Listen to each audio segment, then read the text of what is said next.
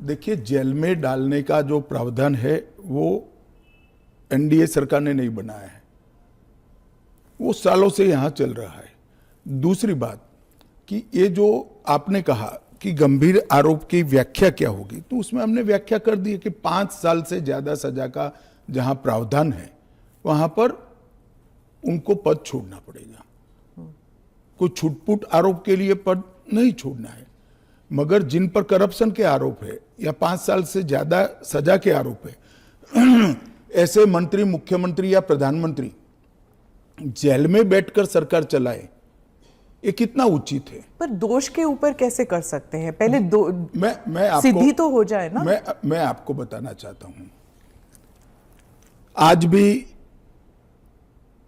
भारत के जन प्रतिनिधित्व कानून जो है उसके अंदर प्रावधान है कि किसी भी चुने हुए प्रतिनिधि को 2 साल या इससे अधिक समय के लिए सजा होता है तो वो अपने स्थान से मुक्त हो जाएंगे सांसद के रूप में। अब उस पर हाई कोर्ट की अपील बाकी है, इस पर सुप्रीम कोर्ट की अपील बाकी है, मगर एक मॉरल ग्राउंड तय करने के लिए कानून आजादी मिली तब से बना है। इस पर भी आर्गुमेंट होता है कि भाई वो हाई कोर्ट से छूट जाएंगे, वो सुप्रीम कोर्ट से छूट जाएंगे, क्योंकि अपील फाइनल नहीं हुई है। तो जैसे ही छूटते हैं उनकी सदस्यता रिवाइव हो जाती है।